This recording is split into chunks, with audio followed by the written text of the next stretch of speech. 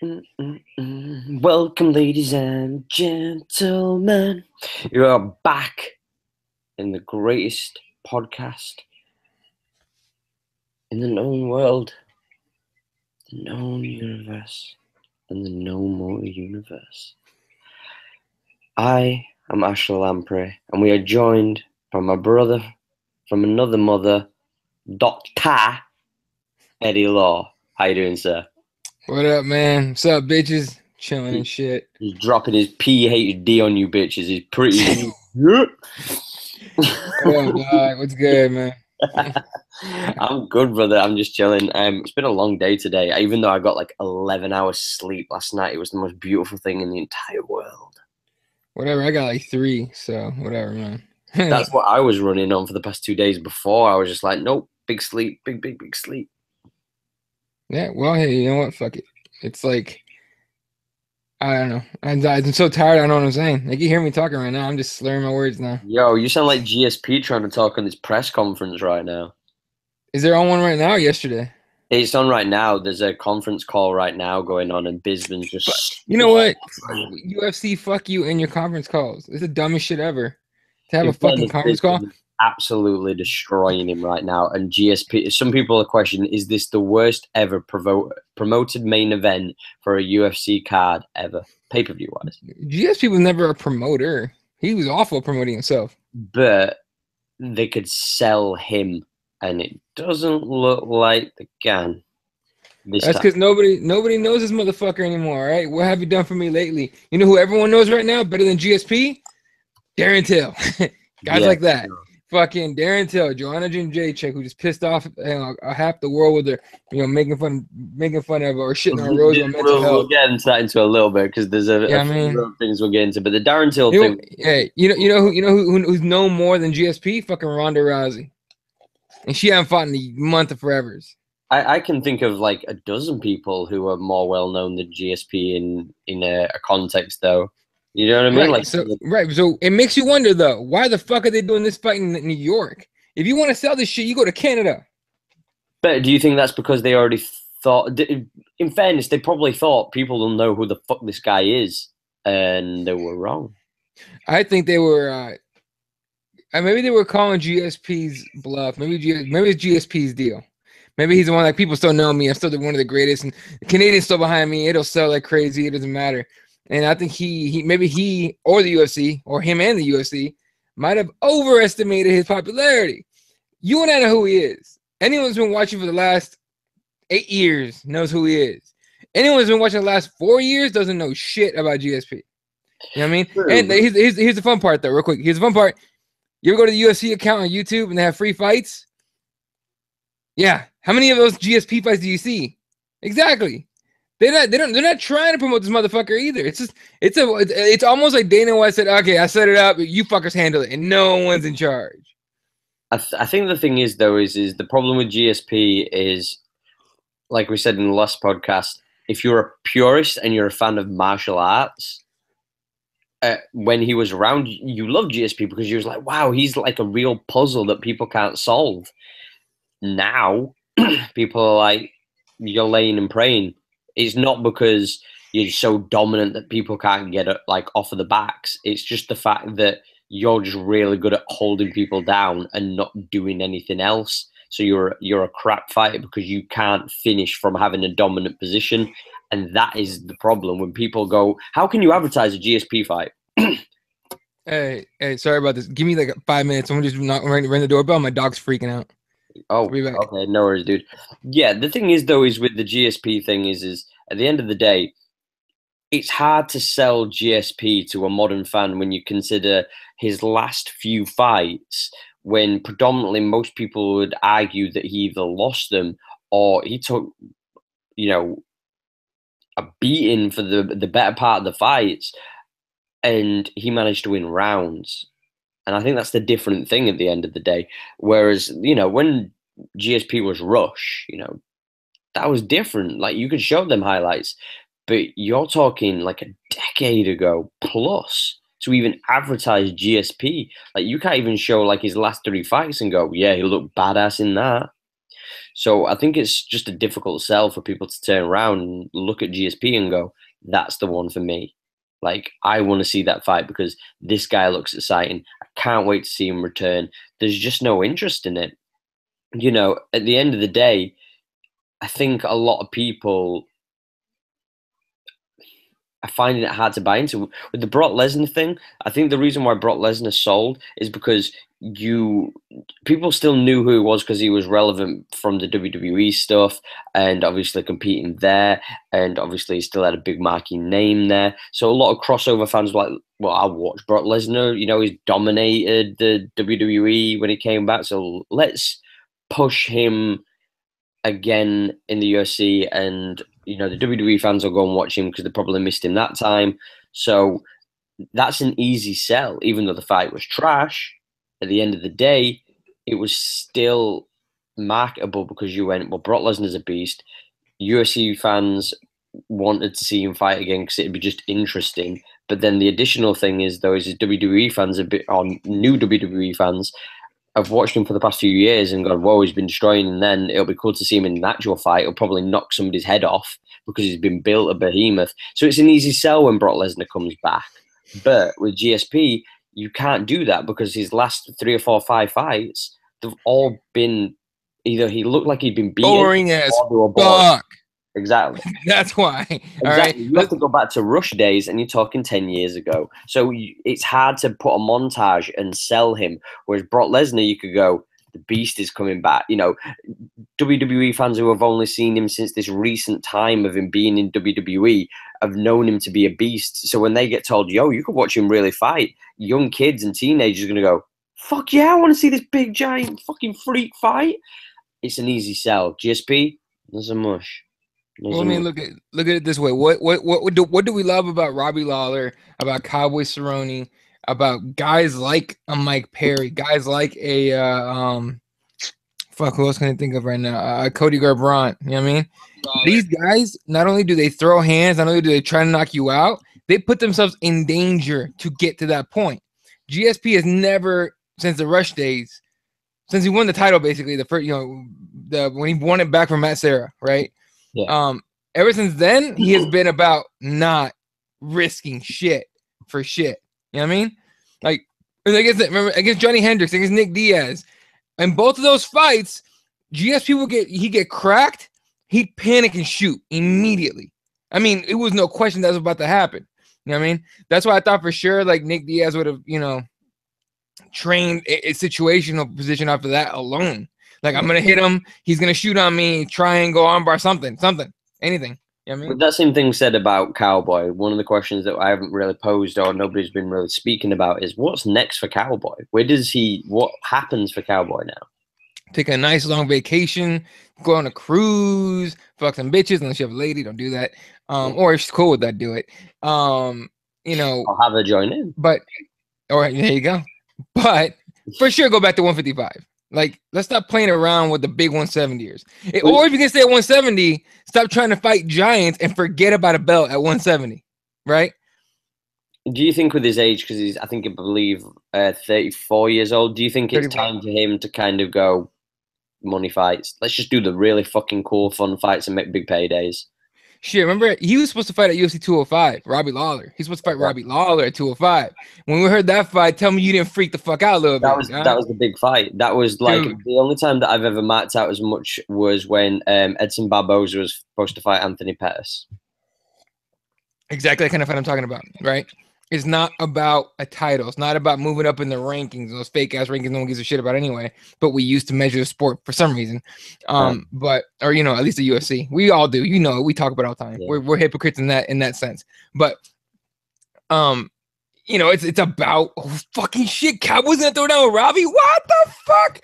Holy shit! And everyone asks you, people that don't know the sport would have been like, who gives a fuck? Cowboy against Lawler, and they don't know who they are. You explain it to them, they go, "Oh shit, I want to watch that." Instant people, instant views, instant fucking fireworks, right? Well, you put their highlights together as a package, their last 3 fights, and you see nothing but blood, bruises, and broken bones. What more do you want for a fucking promo piece? Exactly. No, that's exactly what it is. And the Cowboy highlight reel, the Carlos Condit highlight reel, the Robbie Lawler highlight reel.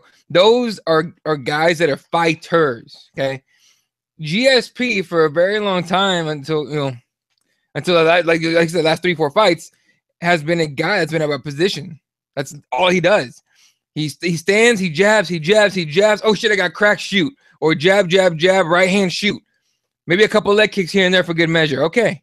But you're not putting yourself in danger. You're not showing me that you give a shit about finishing the fight. You just want to get to a position where you're comfortable and your opponent's going to cause the least amount of damage. Mind you, again, if you're fighting GSP and you can't get him off you, it's not really his fault. It's kind of on you, right? I agree. But that doesn't mean fans have to like it at all. Like, I still, up to the last fight, even though, excuse me, it wasn't the most entertaining fight unless GSP was getting cracked, which is hilarious to me. But I still enjoyed seeing him fight because he's such a master.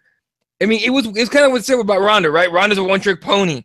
And I'm like, well, hey, find someone that can stop that one-trick pony, bitch. You can't.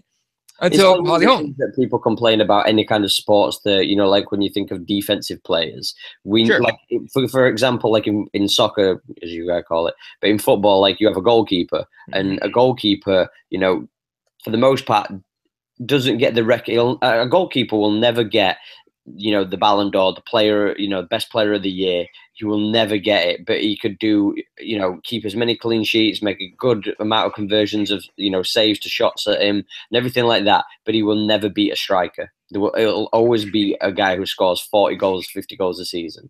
Defense doesn't get love. Yeah, in very few sports the defensive players get recognition, and football's one of those that they do. American football.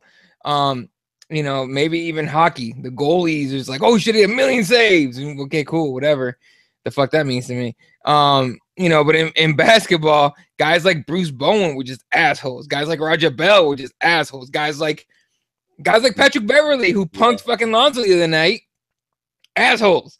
I enjoy those kind of guys. I like watching Patrick Beverly. It does make it very fun to watch, but I think that's when you're like, when you're shutting them down by aggression, whereas GSP, it's just there's no aggression. It's just literally, I'm gonna hold you here.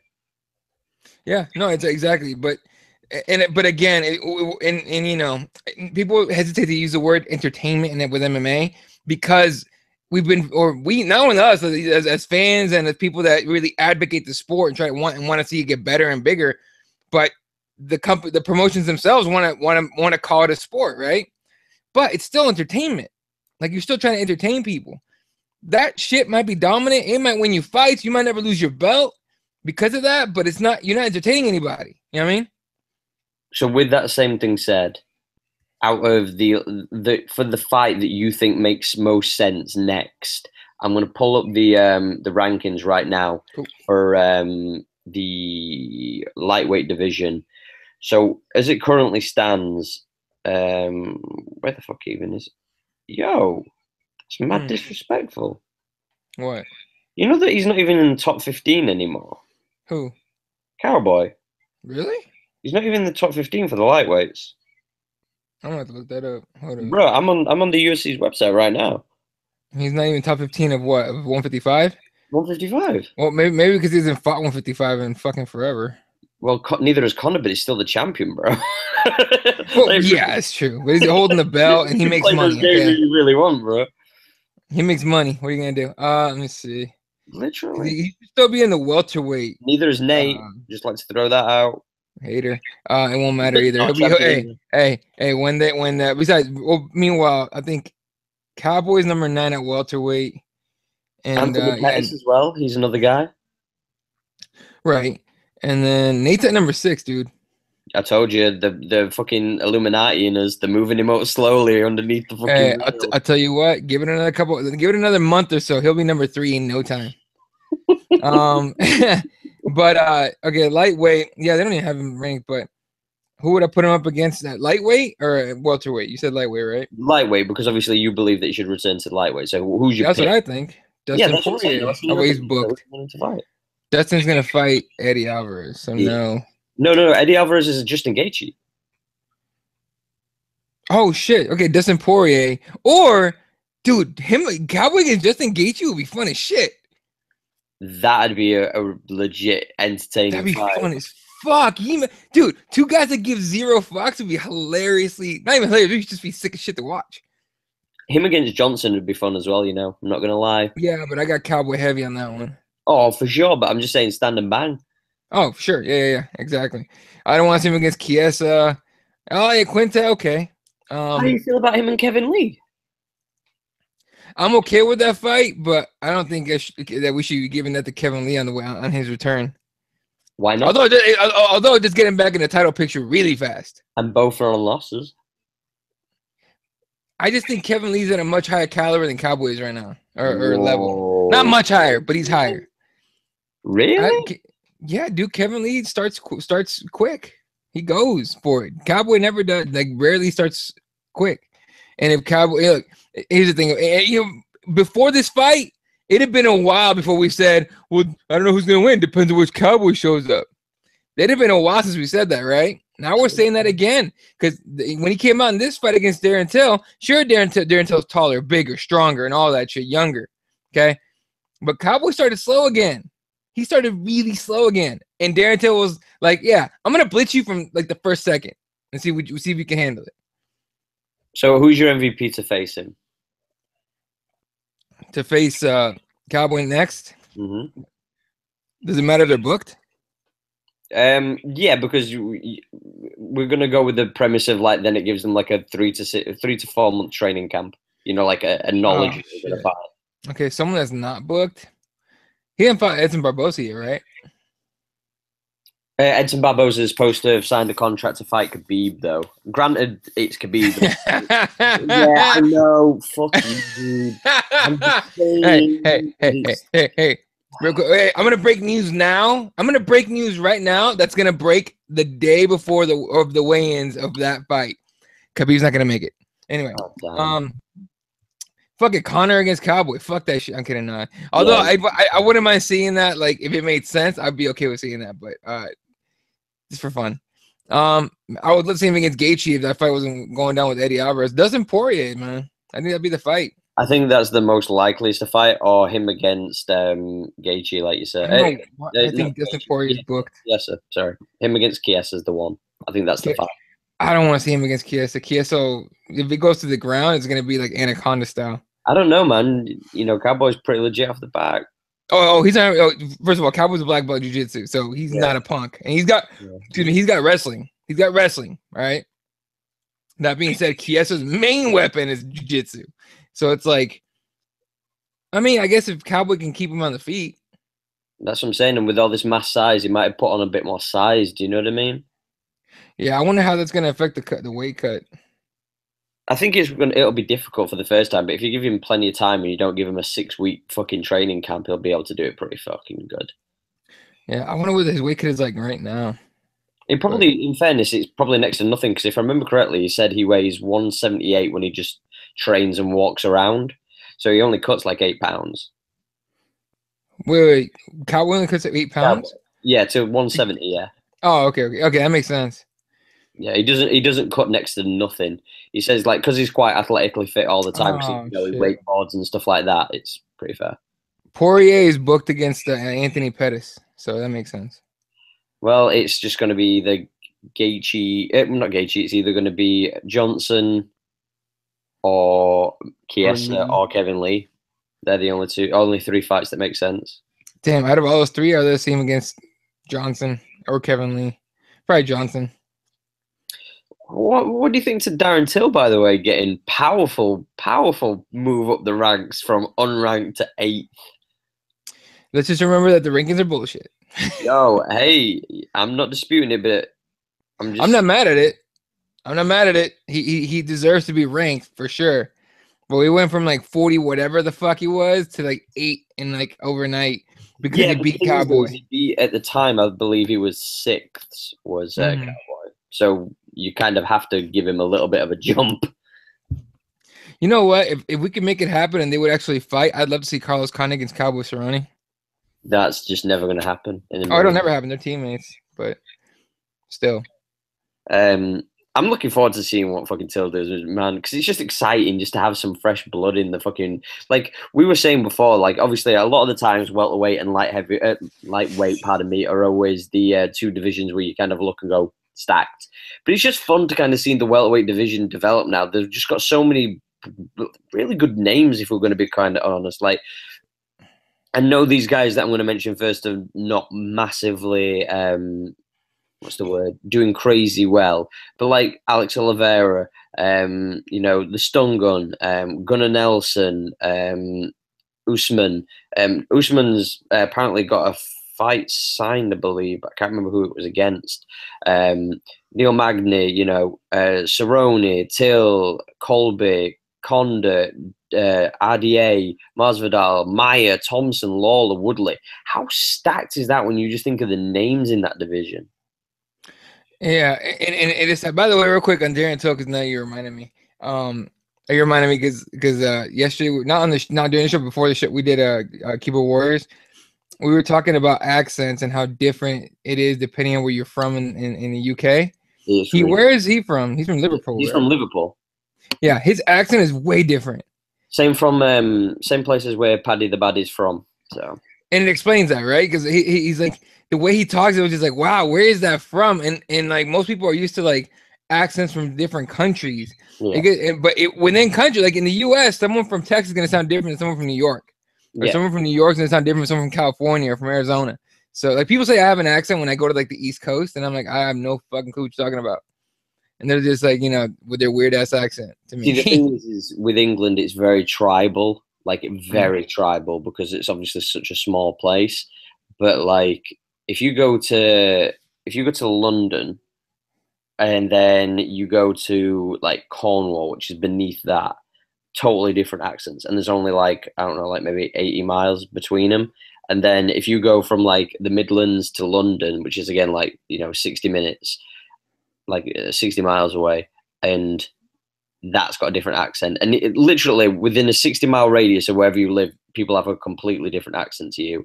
And it's amazing to think, like, I'll put it this way. Michael Bisping is from Manchester, yeah? Right. And he is about 45 minutes away from Liverpool. Okay.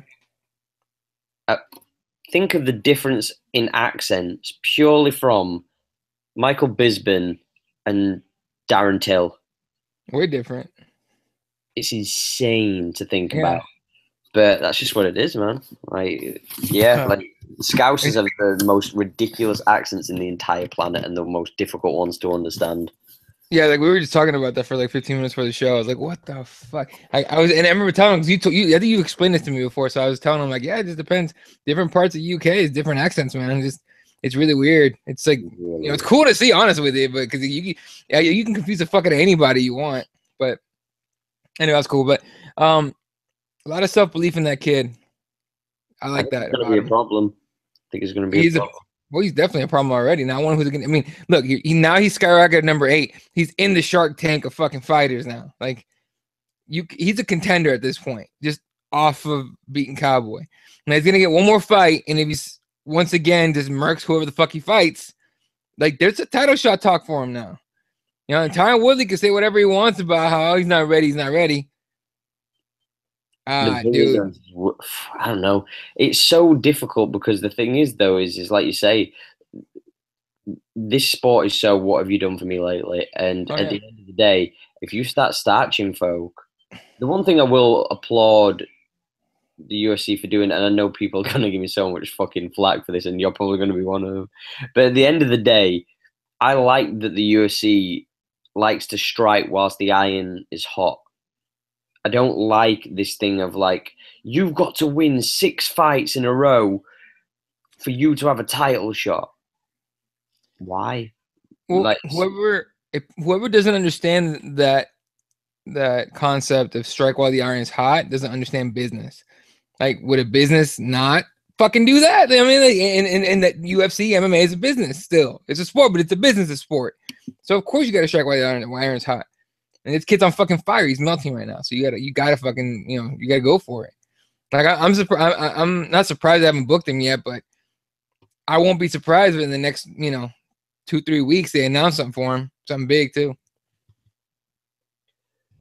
I'm looking forward to see. I hope we do get a UFC Liverpool, because then you will actually see. Chris Fishgold fights this weekend for Cage Warriors, and if he wins, don't be surprised if you see that guy get called up to the UFC on a European card soon. That'd be on a prelim. That would work. It's what happens, man. And fuck, don't be surprised if you see Paddy on one. Well, that people were asking me that. They were just like, "Hey man, how long do you think it's gonna take Paddy to make it to the UFC?" And I'm like, the second he cuts that stupid ass hair, he fucking gets in for sure. Fuck you. Like, seriously, bro, seriously. And I'm like, I'm fucking with you. It's gonna take some time. He had a fight schedule. He had to pull. Now he has to wait. Yeah, exactly. So I think, 2 good wins from Paddy in Cage Warriors, 1 good win from Chris Fishgold this weekend. Both of them are set. And I think if you get a UFC Liverpool, if you've never watched, and I know people are going to be like, oh, you're just biased, bro, because you're from the UK. Right. The thing is, though, right, is if you watch a Cage Warriors pay-per-view show, whatever you want to reference it is, and you watch any of the ones that have been in Liverpool, I'm telling you right now, that audience is fucking insane. Like, if you watch when Paddy walks out and Chris Fishgold walks out, and Molly, who's fighting this weekend as well. Oh, Molly McCann. Yeah, dude, y'all don't want no fucking problems with this chick. Like, I'm just telling you. I spoken to her before. She is fucking crazy when she fights. She's funny as shit. Like, she's the one. I'm telling you. Like, when she fights at what? 35? No, she don't fight. No. Yeah, she'll probably end up fighting at 25. She's not that big. I'm just saying, like, look, the crowds for Liverpool are insane. And if you turn around and went to the Echo and you put a UFC event on there with Darren Till with a big fight, and then, you got like a Chris Fishgold or maybe a Molly on there, or you got Paddy on there, you could sell out that arena with them alone. Yeah. So, and people always complain and bitch about the UFC and even Bellator. You need to widen your horizons. Cage Warriors, Invicta. What was the other ones that are Combate America? There's plenty of organizations to watch that aren't the UFC. So, and fucking do some fucking research online. Google, MMA in my area. There's local shows that you can see some crazy shit. Shout out to Almighty Fight in my local. Yo. Let's go. I'm just saying, like, they put on some fucking cool fights, man. For sure. So if you're from Yorkshire, just please go and check out those guys, because they're legit as fuck. Wait, that's this weekend, real quick? The Cage Wars one, I believe, is this weekend. Yeah, I'm sure it's on Saturday. All right. You previously see, it'll be nice and early for you because it'll start at like fucking 7 o'clock, so it'll be early as shit on yours. It'll be like 11 o'clock over your end. Yeah, I'm already training at that point, so I'm gonna have to catch a replay. Oh yeah, but that might be just the prelims, is what I'm saying, though. That it might not. Oh really? All right, cool. I think it's 9 o'clock our time, so that'll be 1 o'clock your time. Gotcha. All right. Because prelims, I believe, start at 7 o'clock our time, but they'll be on like Facebook or some bullshit like that. The UFC card this weekend's on Fight Pass only? No, it's not. It's FS1. No, it's FS1. It's FS1. I'm sure. Yeah, FS1. BT. Yeah, you get BT, but still, for the States, we get them at FS1. The prelims are on FS2, a channel nobody has. I don't know, because I just watch the prelims on the Fight Pass, and then I just watch the main card on BT. So it's all good. Yeah, I totally don't use a VPN to do that at all. That has never happened. I've never done that. I have never watched an entire event supposed to be on FS1 on stream on UFC Fight Pass using VPN. In case you don't want to pay for cable, make sure you unplug and do that shit. Yeah. Eddie Law, the MMA plug. On that note, you mentioned briefly earlier about Joanna getting some backlash. Now, this was something that I wanted to talk to you about, because I wanted to kind of see how you felt with this kind of ordeal, right? For people who don't know, Rose Namajunas has suffered with some mental health issues over time. Her dad was schizophrenic, which led to him passing away. Obviously, we won't go into too many details because it's a dark thing for a lot of people. So, at the end of the day, she lost her dad through mental health issues. She's had some to a degree, and she's had a hard upbringing and a hard life. For Joanna to say that, you know, that she thinks that she's mentally unstable and this, that, and the other, and make slight comments, nothing overly offensive, but to really dig at the mental health issues and whatnot. Do you feel that it's a line that maybe she shouldn't cross, or do we go, this is combat sports, and is there a line, is what I'm trying to say? Is there a line? Because we've had Mike Tyson turn around and say, I'm going to eat your kids. Eat your kids. Like, is that kind of, you know, that's the worst Mike Tyson impression ever, by the way. I don't even know what it sounded like then. But hey, the point still being is the fact still remains. Look, man, it was a cunty ass thing for fucking Joanna to do. I when I heard the audio, because I don't listen to that to the fucking conference calls again. They drive me insane. But especially because the journalists that fucking call on those things are usually idiots. There's like very few decent ones. Anyway, so the questions are dog shit. But that was a cunty ass piece of audio to listen to, man. I was just like, wow, yeah, you're mentally unstable, whatever the fuck you said to her. I was like, what? Like, bitch, do you know this chick's history? But I think it's like border. I think there is a line that you can cross, but at the same time, it's like, you know, we said the same shit about Conor McGregor. We said the same shit about, you know. Yeah, but has Conor ever said anything realistically? You know, people want to talk about like the Rocky reference that he made and the racial thing and all that kind of stuff. But no. Conor has not crossed it. Ever crossed the line though? You know, there's very few people I can think of off the top of my head. I can't really think of people in the UFC that have ever really crossed that line. That line where you go. You know how these days it's very frowned upon to say the word retarded or use it in any way? Yes. Well, okay. Think about that. Just keep that in mind. Back in the day when we were in fucking elementary school, we were kids, you called people retarded all the time, and it was a medical term. Yo, Joe Rogan used to reference retard strength. He didn't say, like supreme on a broadcast. Like on broadcast, he used to go, he's got that retard strength. Yeah, he went to never go for a retard. You ever see that meme? Yeah. So, I think it's just she just said it in the wrong era. She said this shit 10 years ago. She was fighting. Nobody would have blinked an eye. She didn't say retard, mind you. But the fact that mental health is such a huge issue these days, that touches sensitive. It was just bad timing on her part. Yeah. That being said, and I saw a lot of social media and even friends of mine. A lot of people rooting on Rose right now. A lot of people turned on Joanna because of that, which is weird because you would think you'd be on Joanna because of her fighting skill. But with something like this, turned people against Joanna, and it was weird. That's as well because we're, in a way, we're all as people, you know, and obviously I'm talking a bit out of tongue here in a sense though, but coming from a working class background as well, you always root for the underdog. Do you know what I mean? Like whether it be due to like obviously like your ethnicity or whether it be your social upbringing, you always kind of like you always root for the underdog. Do you know what I mean? Like I think elitists and people who are higher upper middle class, they don't understand that, whereas the common person, you know what I mean, they want the underdog because they want to have something that's, you know, inspires them subconsciously. So do you feel that a lot of people not necessarily are turning on Joanna per se because of the comments, but they're kind of like, I want this girl to win, man, because I'm seeing and I'm being told, even by Joanna, who's saying like this girl has struggled through life and she's fucking getting a shot against the most. It's like when I was saying to you about Conor and Floyd, like, I was trying to will Conor to win because I get it. Do you know what I mean? Because like you're talking about in the same context as somebody who was never supposed to be in the position. You're talking about but you're talking about an emotional investment because that's what Rose got out of a lot of people now, right? That's what I'm saying. Yeah. It's an emotional investment. You're 100% on point with that. You know, I agree with you. It isn't so much that everyone's like, oh fuck Joanna for saying that shit. It's more like, oh shit, Rose. Oh, I'm rolling with Rose.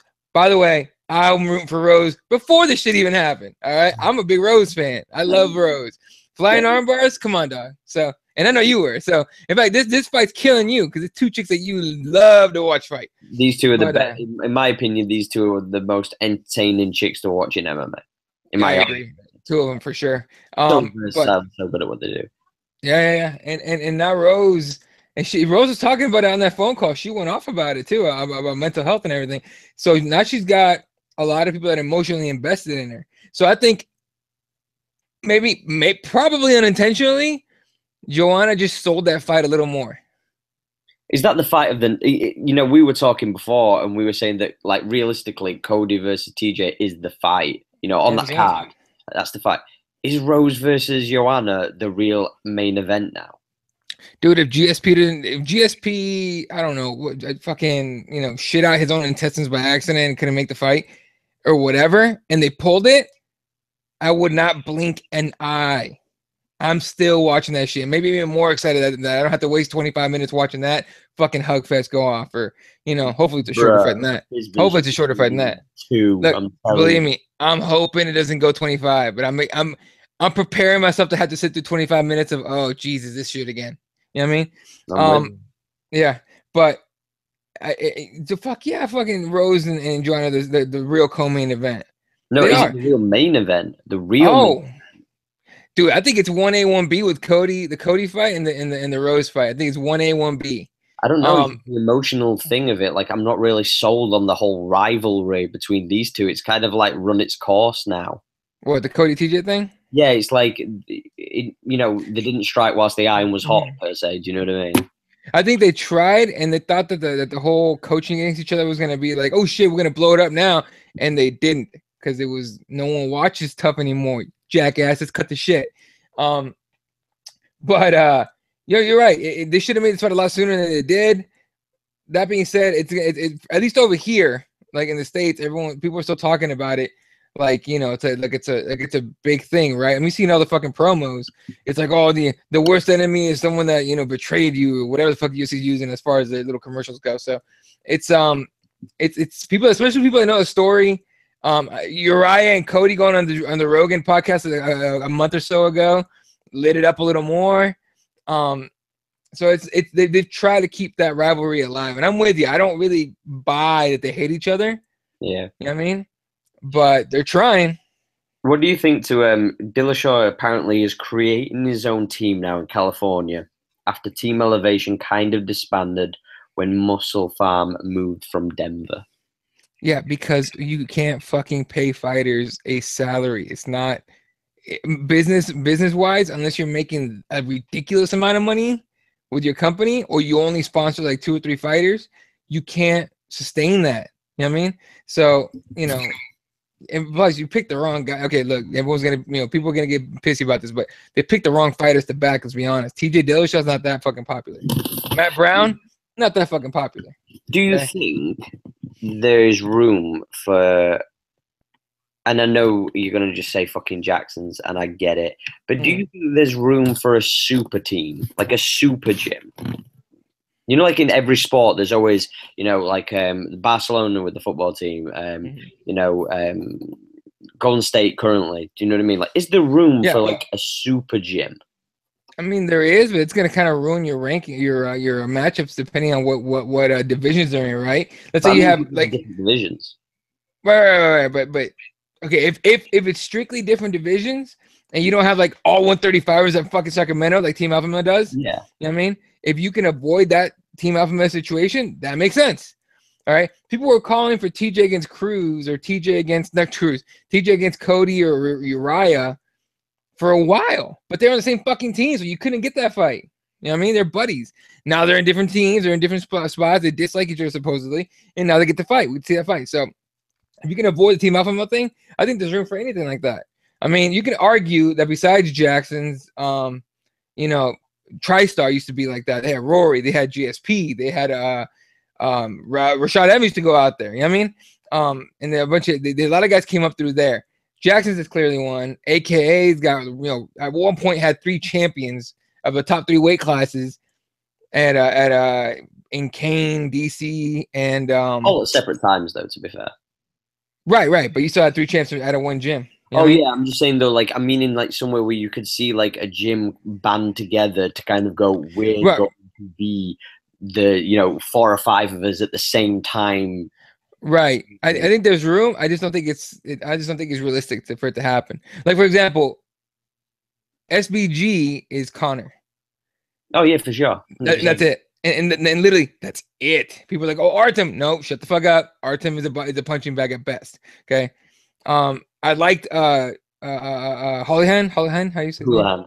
Houlihan. I liked him. I love watching him fight. He was, for some reason, every time that dude got hit hard, when he got cracked in a fight, it's like his eyes went red and he went ape shit. And it was fun to watch.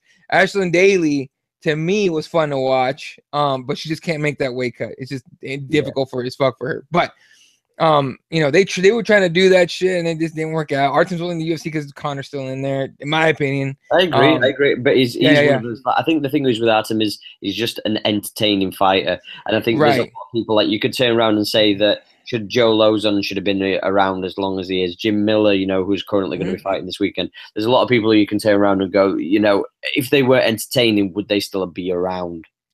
Right. No, I know what you're saying. I think there's room, but not in the same. I just don't think it's realistic for it to happen. I just don't. I mean, you would have to get, you know, I mean, you'd have to get, for example, Tyron Woodley would have to be at the same gym as, you know, fucking maybe not Connor, but as like Luke Rock, who's fucking Michael Bisping, and the same gym as DC, and the same gym as Stipe. Something like that is very unrealistic. It is. I totally agree. But I always think to myself, like, with any young sport, over a period of time, anything is possible. Do you know what I mean? So, well, you know, real quick, you know what we're seeing that right now? What we're seeing that pretty evidently, and besides the NBA and everything, Jiu-Jitsu. Yes. The Danaher Death Squad. Death Squad. Eddie Cummings, Gary Tonin, Gordon Ryan. His little brother's coming up soon. He's only at 15, 16. He was at ADCC already. And they got almost all the belts at EBI. Who else? Richie Martinez, you know, 10th Planet. His brother Gio, 10th Planet. He holds a belt with EBI. You know what I mean? In Jiu-Jitsu, we're seeing that because Jiu-Jitsu is still very young. We're going to get to the point in Jiu-Jitsu where that's not going to be a thing now. Where it's going to be just so many good guys. I think it's the same plausible thing of adding it to MMA. I do believe the right... I'm surprised we haven't seen it already.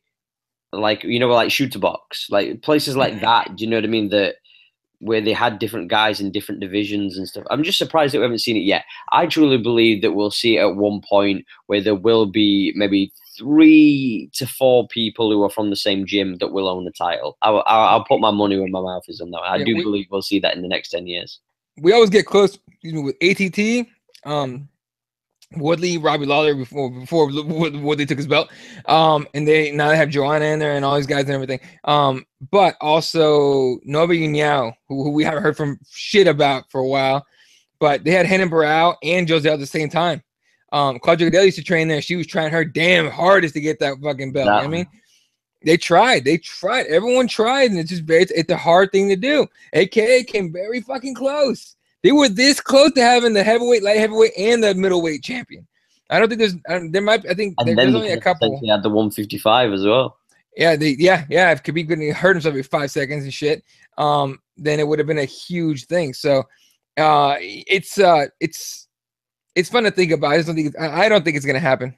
I think a lot of things would have to align, like almost perfectly for that to happen. And then as soon as you train at a gym with a bunch of champions and shit, that puts a lot of pressure on you, your gym, and your coaches. So it's gonna be little things chips away. It just tips away at it. So I don't think we'll ever see it. But if we do see it, I'm curious to see who it would be.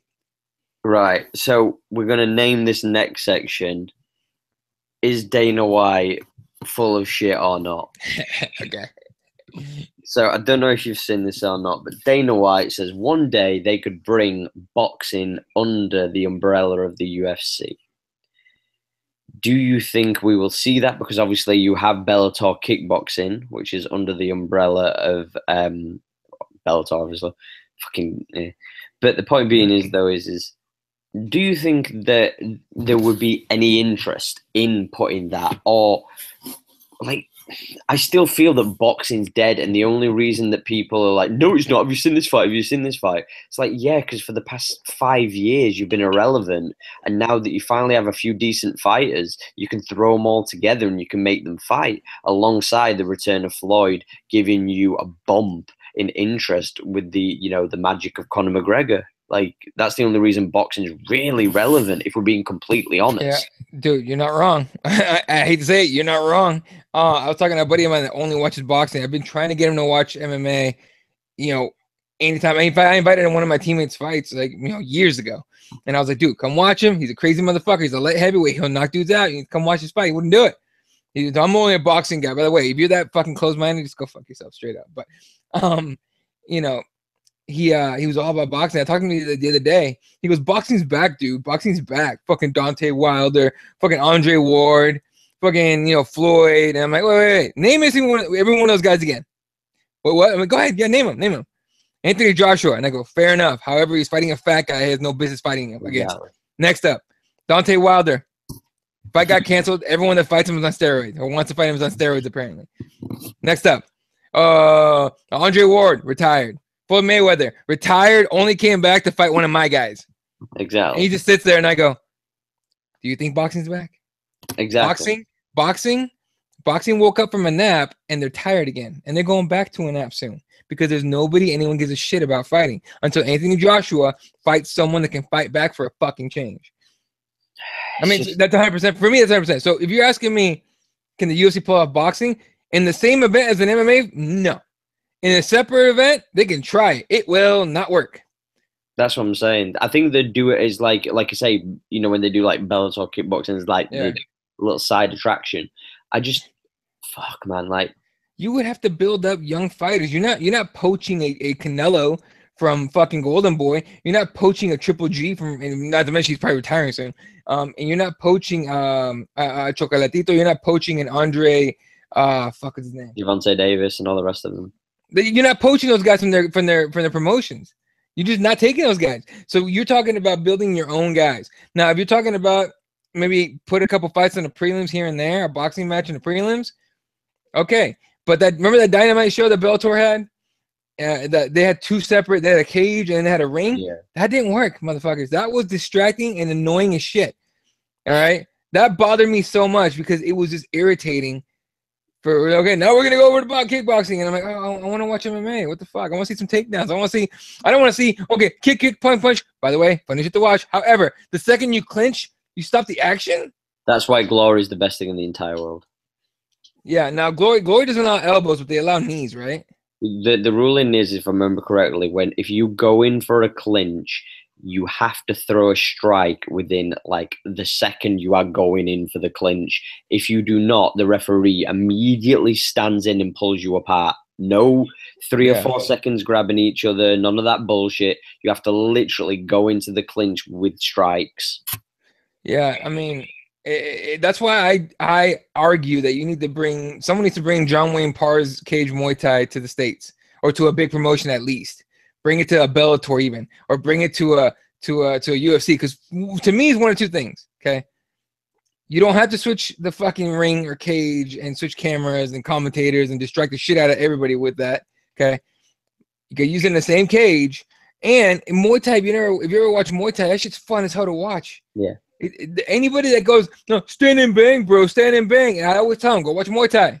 YouTube that shit. It's fun as fuck. The only thing and the people, oh no, fuck that. I don't want to watch that. I'm like, yes, because there are no big names in there that you recognize. But you know, put Joanna in there in a Muay Thai match against Shevchenko. Okay.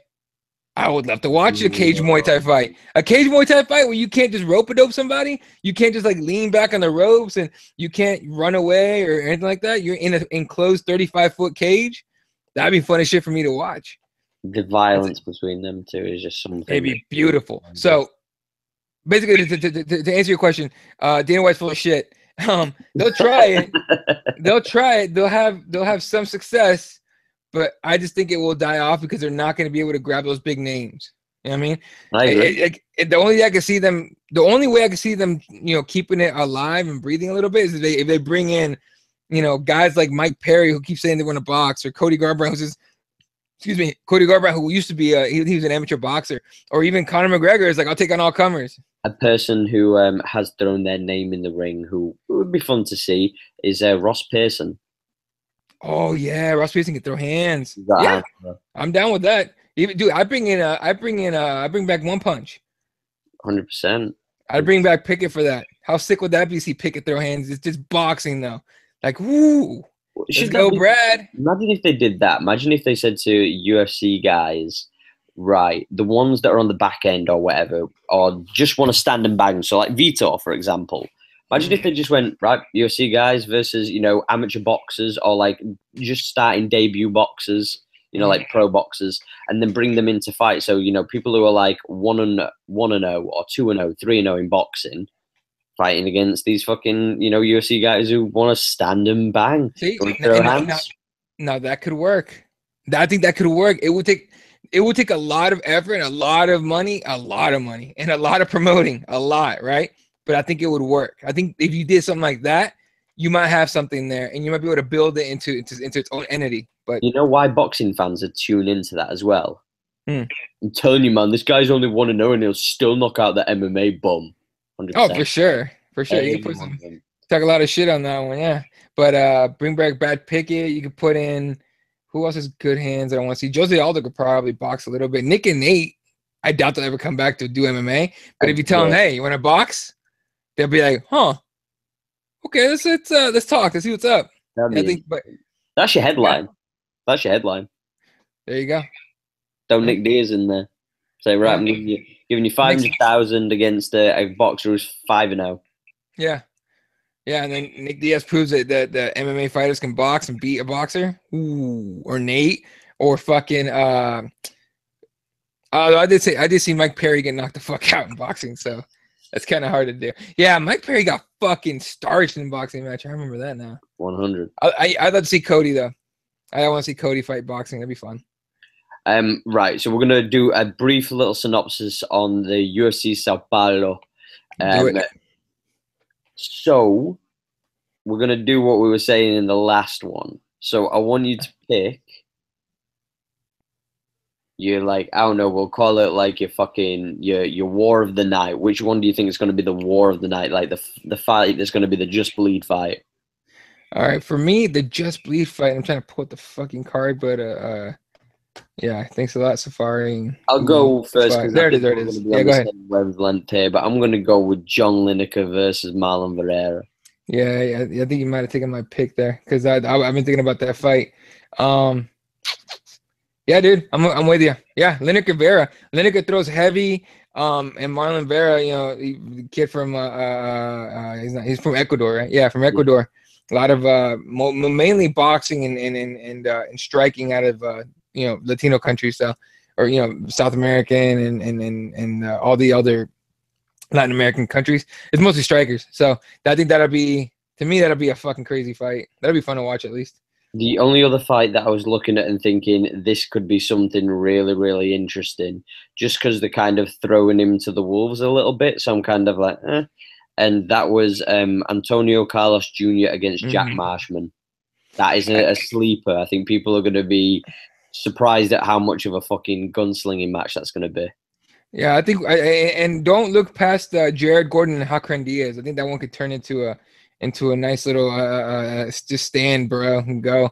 I would love to see like a fucking Max Holloway looking at fucking what's his name? Fuck. I can see his fucking face right now. He's fighting soon. He's fighting Jose Aldo for the second time. Oh, fuck. Lamas. Ricardo yeah. Lamas. When Max Holloway looks at Ricardo Lamas, like, hey, stand right here, bro. And Lamas is like, okay. Just fucking plant your feet and throw fucking just hooks, like just haymakers. I would love to see some shit like that. But yeah, to me, it's easily Lineker Vera. So this is the easiest one in the entire planet. The backpack grappling match of the night. Bruh. We even have to discuss this right now. Colby Covington is going to sleep. He's going night. The fact that he keeps on harassing the Brazilian fans and media and stuff like that, I'm like, oh no, dude, this is gonna be so bad when he gets the arm around your neck and you hear boom, mama, hey.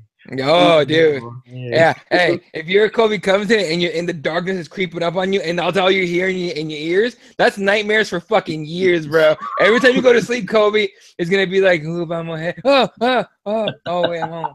Yeah, it's gonna be like that. He's never going to be able to watch a Brazilian card ever again. Oh, ever again. He'll never want to fight in Brazil ever again. If it wasn't for... Actually, you know what? There's no reason. Honestly, I'm not looking forward to this fight at all. I just want to see the finish. Just show me Maya finishing this dude.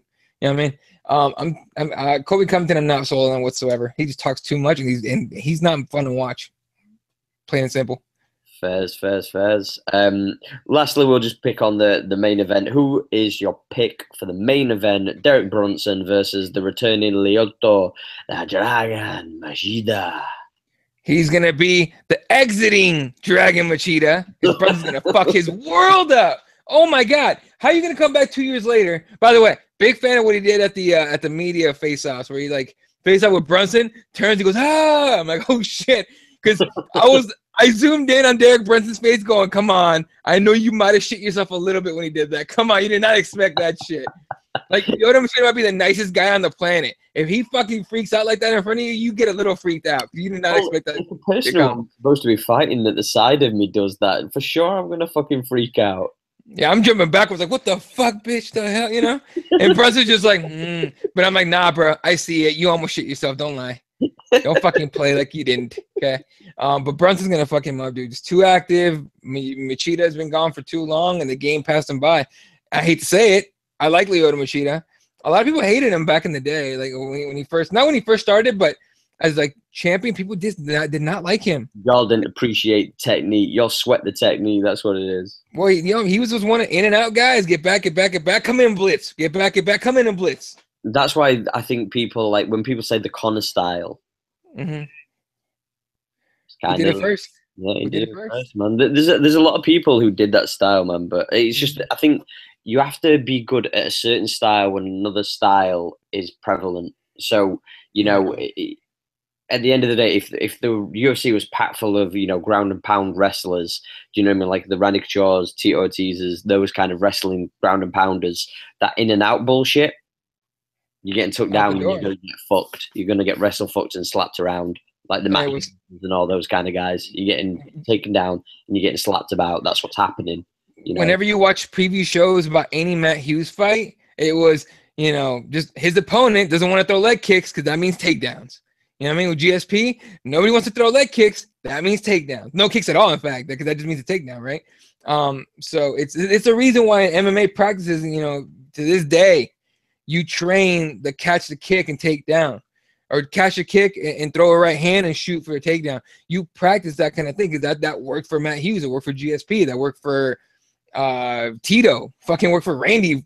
Surely, you know what I mean? So it's just it's one of those things. But yeah, I don't know. It's MMA's evolved. You know, it's weird, and I know we were fucking on the clock here, but it's interesting to see the evolution of MMA.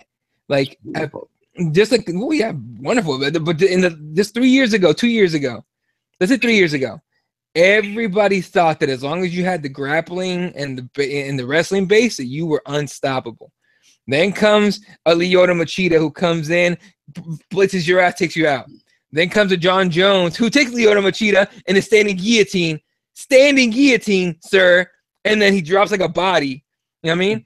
And then you get John Jones is the first depiction of MMA. He's the first depiction of a complete MMA fighter, yeah. Exactly what I mean. Cocaine fueled and stripper fueled and shit. Yo, why are you gonna that's so bro, even the NBA had a coke problem. It's cool. Bro, that's just mad disrespectful. Yeah. No, it's not if it's true. Yo. It's not disrespectful if it's true. Oh God. It's just telling facts, bro. You're gonna make me like the crying John Jones fan, like, you know, like that crying picture. Yeah. Like, leave John Jones alone. God, he's dead already. Leave him alone. Yeah, right. I don't know. I definitely agree. For once, should I say, with Dana White, that John Jones may be the biggest waste of talent arguably in combat sports and maybe even sports in general. I think it's the best example of that. I mean, he sabotaged his own career because he can't keep his shit straight. It's literally no one can beat him. Nobody. How many tried and failed? The current champion lost to him twice. I mean, technically, now that was yeah. His head kicked off. This time he got finished. DC's never been finished before. And he got finished in a violent manner. violent. Unfortunately, the fucking the positive test. I think did they already overturn that, or is that still pending?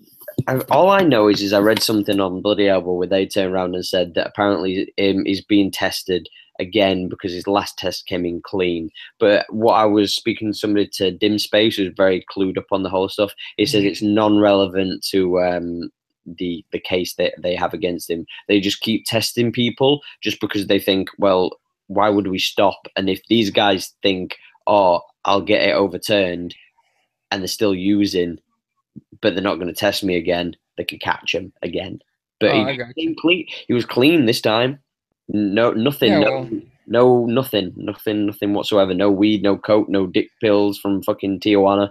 Nothing. So right, I wouldn't be surprised if he's still doing coke. That shit gets out of your system in like 30 hours anyway. So yeah, but he's going there and he's like, this is the thing that they could have checked him on a Sunday morning. They're like, hey, yeah, that's why you do your coke on Wednesday night. Fucking Jesus Christ! What's it to do on a Wednesday night? Nothing, but those Osada guys got day jobs too. That's not a full-time job, I don't think. Maybe it is, but I doubt it. It's so fucked up. Yo, shout out to John Jones for the PhD. Powerful PhD. That, the only reason that came into my head, I was listening to College Dropout by Kanye West because I wanted to reflect on the better days of Kanye West. And when he turned around and the little skits all the way through with what's his name? The black comedian. Which one? The one who did the skits for College Bernie Dropout. Mac. Bernie Mac, there you go. And he's doing goddamn Kanye. What the fuck, Kanye? For the kid? Yeah. Yo. What the fuck was that, Kanye? Where's your little backpack? Little bitch. I forgot. And he's on about like his PhDs and God, I miss Bernie Mac. I fucking miss Bernie Mac. Bernie Mac was so fucking good, man. He's so under. I wish that he would have come up like now, because he would be huge. Like when he was doing that fucking it's like, I'm gonna tell you why my favorite word is the word motherfucker. The word motherfucker is a noun. It's a person, place, or thing. YouTube that bit, it's fucking gold. Have you watched the well, this is the last thing, ladies and gentlemen, because we're going to wrap up after this. But did you watch the Deaf Comedy Jam that was on Netflix, the 25-year anniversary? Right. It was cool to see like Martin Lawrence and shit, but it felt like an award show more than anything else. It did, but it did because of obviously the way that they presented it. But I just really enjoyed, like, it's so strange to say this as like a white kid from the UK, but like I remember watching a lot of that stuff growing up, and like that is where like a lot of my sense of humor kind of came from, and like a lot of the things that I found personally funny. And it's very weird for me to say this because I don't know why I find the stuff that they was talking about so funny, because I'd say about 60% of it is non-relatable and 40% is, but I related more to that comedy than I did like most of the comedians that are from the United Kingdom.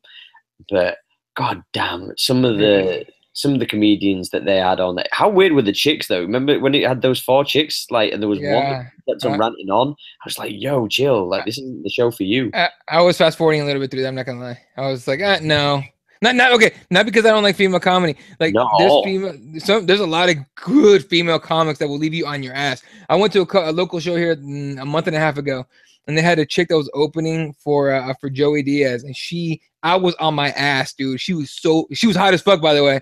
Who says hot chicks can't be funny? I was on my ass laughing about what she was talking about.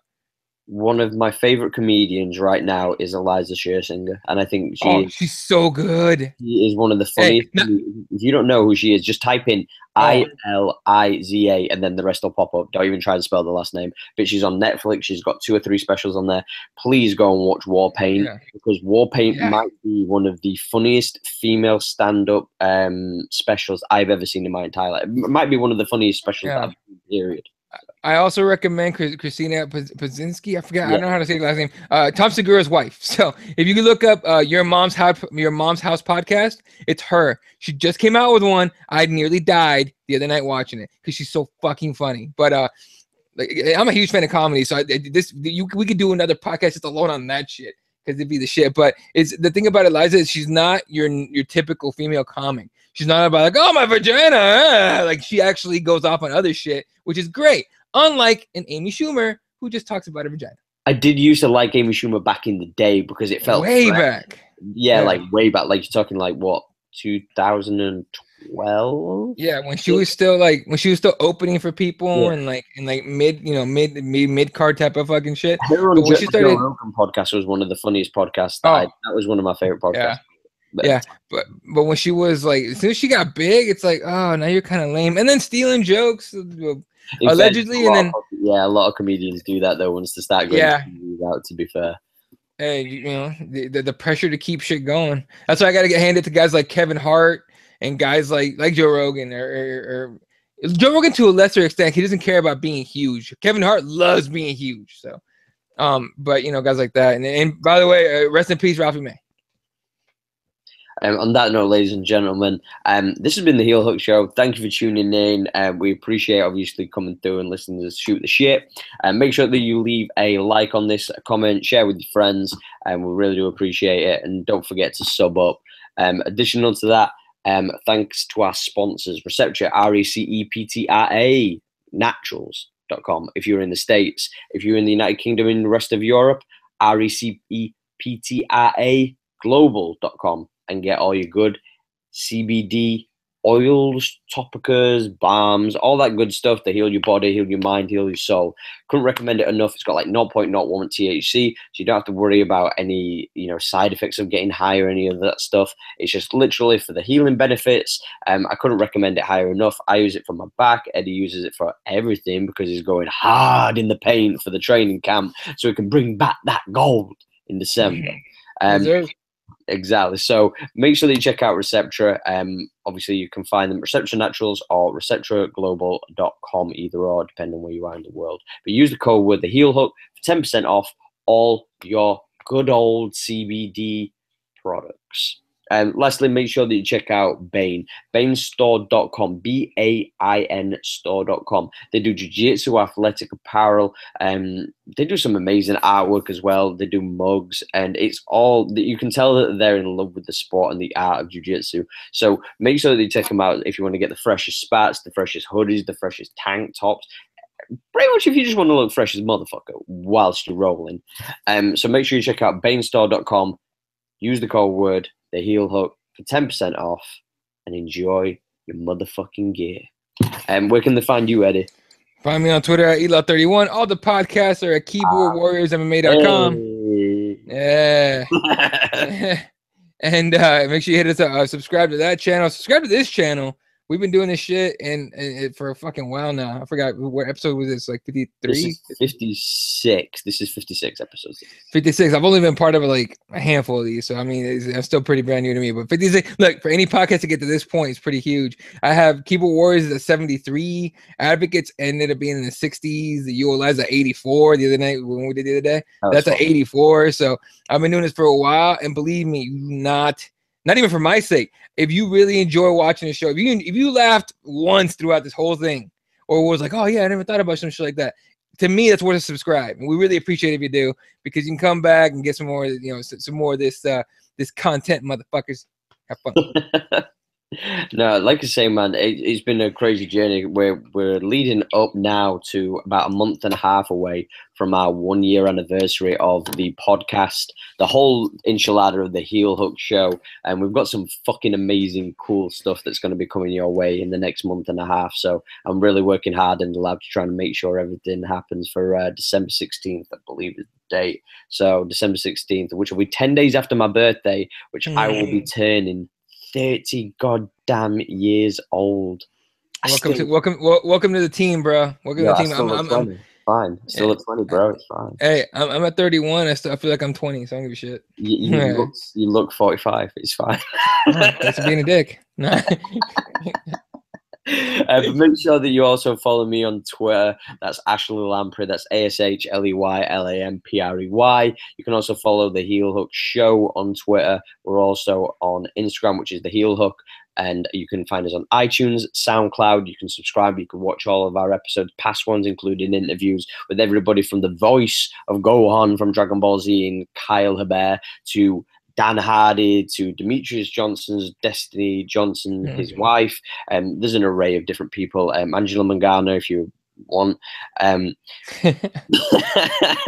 know what, right? What's really funny, just to put that on, the funny thing is when she went through all that controversy, I remember our like views and listens bumped by about tenfold because people were just trying to find her talking shit, and she didn't really. She was actually a really nice chick when we spoke to her. So yeah, she's cool. Yeah, exactly. So you can find us on iTunes and SoundCloud, The Heel Hook, and yeah, you can follow me on Twitter, Ash Lamprey, and you can find me at Snapchat at Just Ash Official. On that note, ladies and gentlemen, it's been fucking emotional. I love you guys. Peace up. A-Town down.